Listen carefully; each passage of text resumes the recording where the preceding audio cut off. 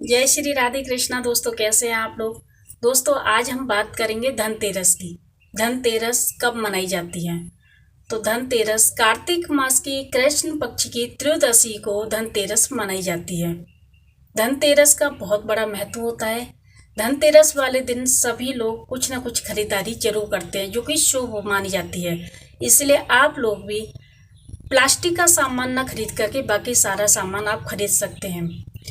आप सोना चांदी है और या स्टील के बर्तन हैं या जो भी आपके इलेक्ट्रॉनिक आइटम है वो आप खरीद सकते हैं, क्योंकि कहते हैं कि धनतेरस वाले दिन जिसने अगर कोई सामान खरीदा है तो उसके धन में 13 गुना वृद्धि होती है। दोस्तों, धनतेरस का बहुत बड़ा महत्व है। धन्वंतरी की पूजा की जाती है। भगवान धन्वंतरी की पूजा करके अपने सुख समृद्धि बढ़ती है। इसीलिए हमें कार्तिक मास की त्रयोदशी को धनतेरस मनानी चाहिए। तो दोस्तों, आइए हम इसके बारे में पूरी जानकारी के साथ बात करते हैं। बने रहिए मेरे वीडियो में। अगर आपको वीडियो अच्छा लगा तो आप इसे सब्सक्राइब कर लीजिए, लाइक करिए और कमेंट में जय श्री राधे लिखकर मुझे कमेंट करके बता दीजिए। कार्तिक मास की कृष्ण पक्ष की त्रयोदशी धन त्रयोदशी के रूप में मनाई जाती है। यह दीपावली के आने की शुभ सूचना होती है। धनतेरस दीपावली से पहले आती है और ये बहुत ही अच्छी सूचना मानी जाती है, जो धनतेरस वाले दिन बहुत ही धूमधाम से लोग मनाते हैं। और आप लोग भी धनतेरस मनाइए। इस दिन धन्वंतरी के पूजन का विधान होता है। कहते हैं कि इस दिन धन्वंतरी वैद्य समुद्र से अमृत कलश लेकर आए थे, इसीलिए धनतेरस को धन्वंतरी जयंती भी कहते हैं। इस दिन घर के टूटे फूटे पुराने बर्तन, पुराने कपड़े, पुराने जो भी आपका सामान है वो सारा बाहर निकाल कर फेंक दीजिए या बेच दीजिए और नया सामान आप लेकर के अपने घर में जरूर आइए।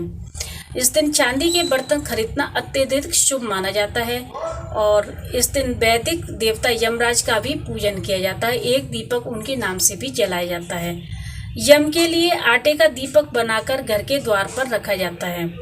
कई लोग क्या करते हैं कि मिट्टी का दीपक भी ले लेते हैं और उसका आटे का दीपक भी बनाकर रखते हैं। रात को स्त्रियां दीपक में तेल डाल करके 4 बत्ती जलाती हैं। इसको चौमुखी दीपक बोलते हैं।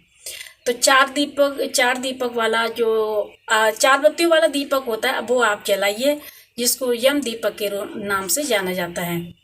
रात को स्त्रियां दीपक में तेल डालकर 4 बत्ती जलाती हैं। जल, रोली, चावल, गुड़, फूल आदि निर्वेद सहित दीपक जलाकर यम की पूजा करती हैं। इसकी कथा इस प्रकार है। एक बार भगवान विष्णु लक्ष्मी जी सहित पृथ्वी पर घूमने आए। कुछ देर बाद भगवान लक्ष्मी जी से बोले, मैं दक्षिण दिशा में जा रहा हूँ, तुम यहीं ठहरो। परंतु लक्ष्मी जी विष्णु जी के पीछे चल दी। कुछ दूर चलने पर ईख का खेत मिला। लक्ष्मी जी एक गन्ना तोड़कर चूसने लगी। भगवान लौटे तो उन्होंने लक्ष्मी जी को गन्ना चूसते हुए पाया। इस पर वह क्रोधित हो गए और उन्होंने श्राप दिया कि तुम जिस किसान का यह खेत है और जहाँ पर तुम गन्ना खा रही हो उसके यहाँ पर 12 वर्ष तक उसकी सेवा करो। विष्णु भगवान क्षीर सागर लौट गए तथा लक्ष्मी जी किसान के यहाँ रहकर उसे धन दान से पूर्ण कर दिया।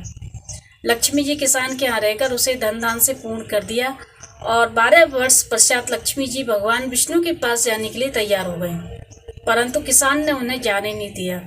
भगवान लक्ष्मी जी को बुलाने आए, परंतु किसान ने उन्हें रोक लिया।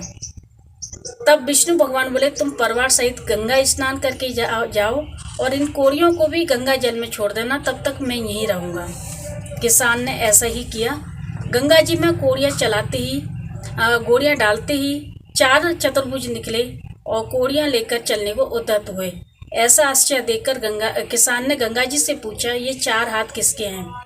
गंगा जी ने किसान को बताया कि ये 4 हाथ मेरे ही थे। तुमने जो मुझे कौड़ियाँ भेंट की थी वे तुम्हें किसने दी हैं। किसान बोला, मेरे घर में एक स्त्री पुरुष आए हैं, वे लक्ष्मी जी और विष्णु भगवान हैं। तुम लक्ष्मी जी को मत जाने देना, नहीं तो तुम पुनः निर्धन हो जाओगे। किसान ने लौटते समय लक्ष्मी जी को नहीं जाने दिया। तब भगवान ने किसान को समझाया कि मेरे श्राप के कारण लक्ष्मी जी तुम्हारे यहाँ 12 वर्ष से तुम्हारी सेवा कर रही हैं। फिर लक्ष्मी जी चंचल हैं, इन्हें बड़े बड़े नहीं रोक सके तो तुम हट मत करो। फिर लक्ष्मी जी बोली, हे किसान, यदि तुम मुझे रोकना चाहते हो तो कल धनतेरस है, तुम अपना घर स्वच्छ रखना, रात्रि में घी का दीपक जलाकर रखना, मैं तुम्हारे घर आऊंगी। तुम उस वक्त मेरी पूजा करना, परंतु मैं अदृश्य रहूंगी। किसान ने लक्ष्मी जी की बात मान ली और लक्ष्मी जी द्वारा बताई विधि से पूजा की। उसका घर धन धान्य से भर गया।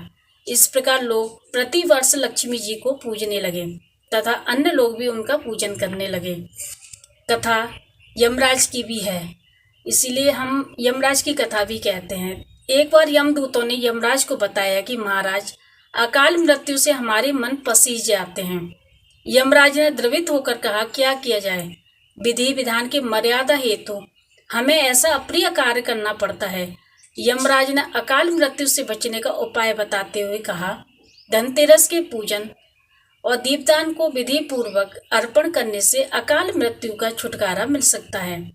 जहाँ जहाँ जिस घर में यह पूजन होता है वहाँ अकाल मृत्यु का भय नहीं रहता।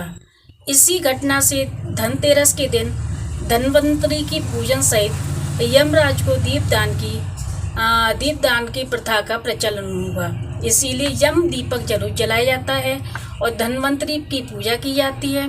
और धनतेरस वाले दिन हमें घर में नया सामान लेकर आते हैं, घर को साफ सुथरा रखते हैं, घर में साफ सफाई रखते हैं ताकि लक्ष्मी माता की हम पर कृपा बनी रहे। दोस्तों, ये थी धनतेरस की छोटी सी कहानी और इस कहानी में आपको सीखने को मिल रहा होगा जैसे माता लक्ष्मी भी प्रसन्न रहती हैं धनतेरस वाले दिन और वो हम पर इस प्रकार से कृपा करती हैं। अगर हम साफ सफाई रखें, घर में नया सामान लेकर आएँ तो माता लक्ष्मी की कृपा हम पर बनी रहेगी। अगर हम यम दीपक जलाते हैं तो अकाल मृत्यु का भय नहीं रहता और अगर हम धन्वंतरि वैद्यनाथ की पूजा करते हैं तो हम निरोगी रहते हैं। दोस्तों, धनतेरस का बहुत बड़ा महत्व है और इस दिन बहुत ही लोग श्रद्धा भाव से पूजन करते हैं। तो आप लोग भी धनतेरस वाले दिन विशेष करके पूजा कीजिए। अगली वीडियो में मिलते हैं हम नई जानकारी के साथ, तो बने रहिए मेरे वीडियो में। जय श्री राधे कृष्णा। अब मुझे आशीर्वाद दीजिए और मुझे आज्ञा दीजिए कि मैं अब नया वीडियो आपके लिए लेकर आऊँ। तो तब तक के लिए नमस्कार।